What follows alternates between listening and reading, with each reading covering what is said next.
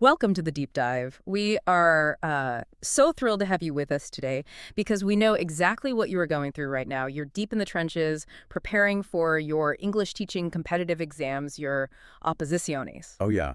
It is a massive undertaking. It totally is. And you specifically need to memorize topic 4, which is communicative competence.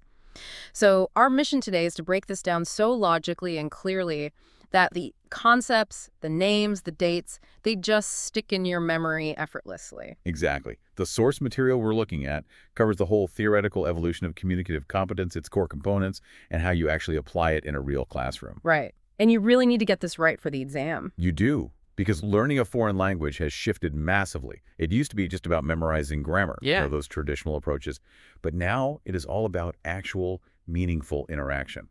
Understanding this shift is the foundational bedrock for any future English teacher. Okay, let's unpack this. Because I think the best way to memorize this for your essay is to map out the historical timeline. It makes it a story, which is way easier to remember. Definitely.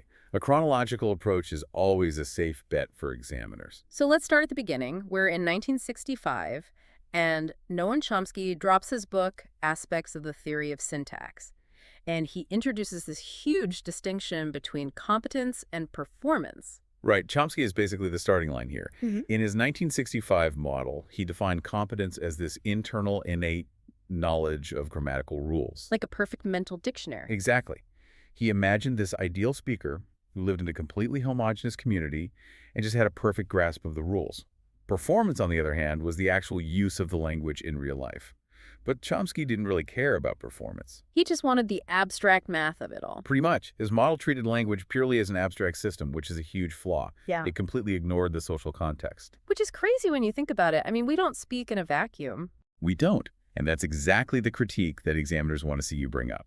So that brings us to the game changer. We jump forward a few years to 1972, and Del Hymes enters the picture. He's the one who actually coined the term communicative competence in direct response to Chomsky. What's fascinating here is that Hymes argued that rules of grammar are entirely useless without rules of use. Rules of use. That's a great phrase to underline in your notes. It is, because Hymes was pointing out that you could be Chomsky's ideal speaker. You could have perfect grammar, but if you don't know when to use certain sentences or who you can say them to, you're not actually communicating. To make this stick for the listener, we have to use that specific example from the source text. It is just so memorable. Imagine asking someone on the street, "Is it raining?" And they turn to you and reply, "The new Pope's face is scary." It's such a brilliant, absurd example. If you analyze that through Chomsky's lens of linguistic competence, both sentences are grammatically flawless. They pass the syntax test perfectly. Exactly. But communication has completely failed because the response lacks appropriateness. It totally ignores the context of the question. Hymes used this to prove that grammar alone just isn't enough.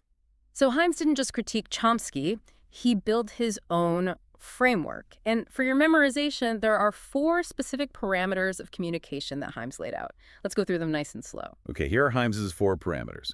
First, an utterance must be formally possible, meaning it follows the grammar rules. Second, it must be feasible, which means it fits within human cognitive limits. Like you aren't saying a sentence that takes 10 minutes to finish. Right. Third, it has to be appropriate to the specific context. Yeah. And fourth, it must be actually performed, meaning it's something people genuinely say in the real world. Possible, feasible, appropriate, and performed. Lock those 4 in. Got it. Now, I want to promise you, the listener, that we're going to map out the rest of the evolution of these models chronologically, because laying it out like a timeline is a guaranteed point scorer in your exam. So we leave 1972 and jump to 1980 with Canale and Swain. Yes.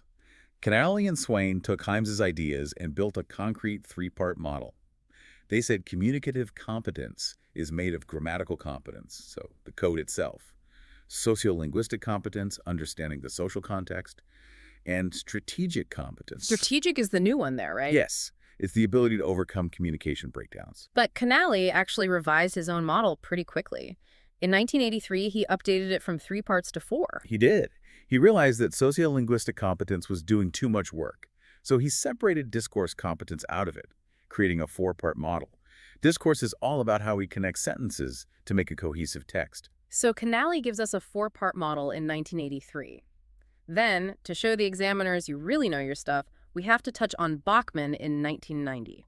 Bachman's model is a bit more complex. He split language ability into organizational competence, which covered grammar and text and pragmatic competence.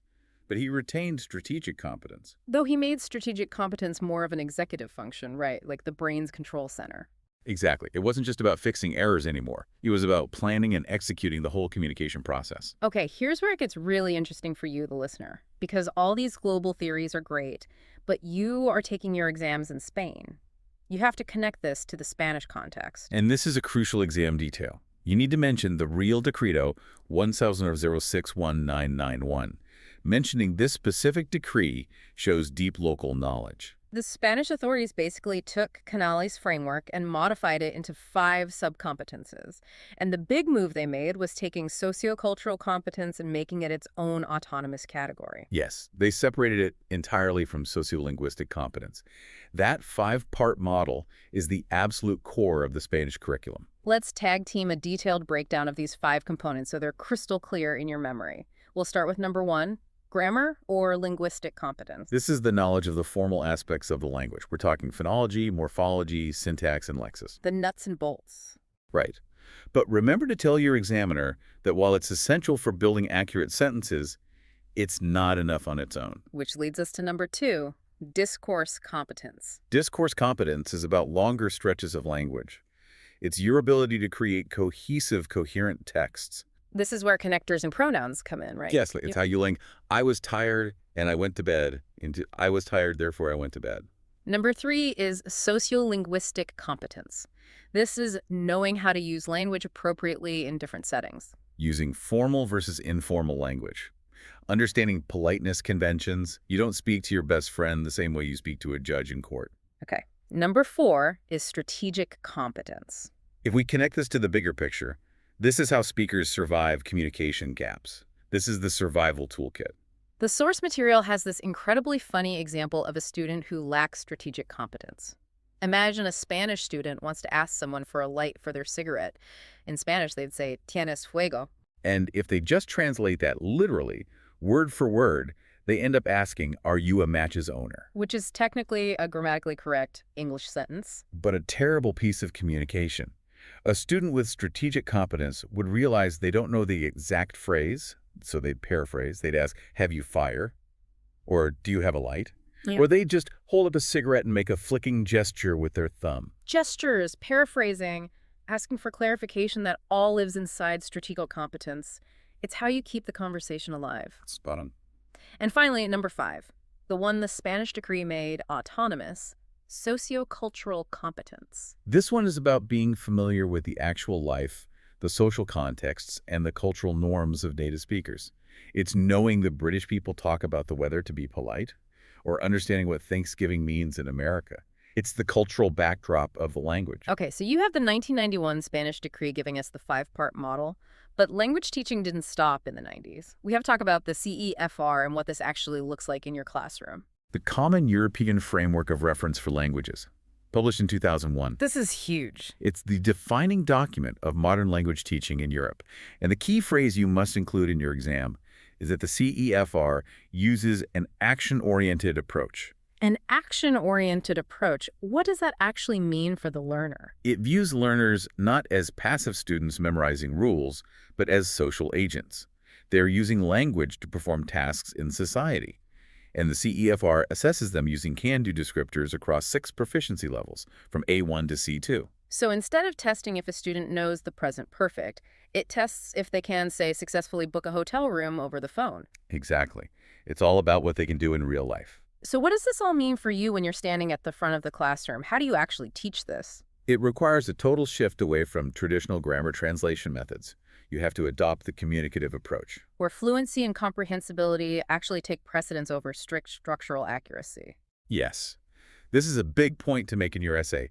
In a communicative classroom, errors are not a sign of failure. They are a completely natural part of the learning process. If a student makes a grammar mistake but still successfully communicates their point, that's a win. That completely changes the role of the teacher. You are no longer just a transmitter of knowledge standing at a chalkboard. You become a facilitator. The classroom must be learner-centered. Your job is to set up situations where students have to talk to each other to solve a problem. The sources talk a lot about communication gaps. Can you explain what those are? A communication gap, or an information gap, is when there is a disparity of knowledge between students. Student A has a piece of information that student B needs to complete a task. Like student A has a train schedule and student B needs to figure out what time to leave for the airport. Precisely. They are forced to interact. They have to use their grammar, their sociolinguistic skills, and their strategic competence to bridge that gap. It creates real, meaningful interaction. And to make those activities work, the methodology relies heavily on authentic materials. You can't just use sanitized textbook dialogues. No, you need the real world. Newspapers, YouTube videos, podcast clips, real-life texts. You integrate ICT information and communication technologies. You use role plays. You give them the messy, real English they will encounter outside the school walls. Okay, I think we have built an incredibly strong narrative for this topic. Let's do a rapid-fire summary so you can literally hear the sequence in your head while you write your essay. Sounds good.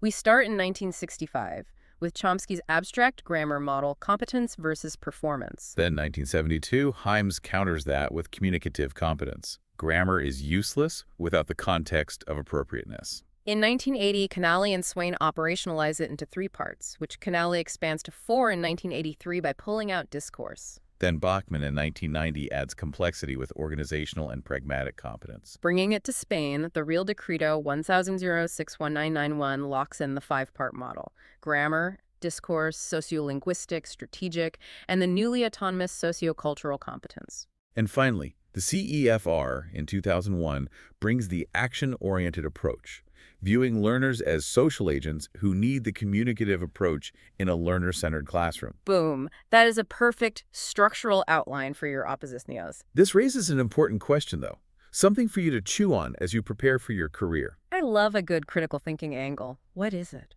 If communicative competence is truly about spontaneous, meaningful interaction in an unpredictable world, how can standardized tests ever perfectly measure a student's true ability to navigate a messy, real-life conversation? Oh, that's a tough one. It's a huge paradox in education right now. Yeah. We want them to be fluent social agents, but we still test them with rigid, standardized exams. It's a tension you will absolutely have to balance in your own classroom. It is definitely something to ponder as you step into that future classroom. Well, we want to wish you the absolute best of luck on your oppositions. You are going to do great. You have the knowledge. You do. You have the historical context, the theoretical models, and the practical applications firmly locked in your memory now. Take a deep breath, trust your preparation, and go crush that exam. We'll catch you on the next deep dive.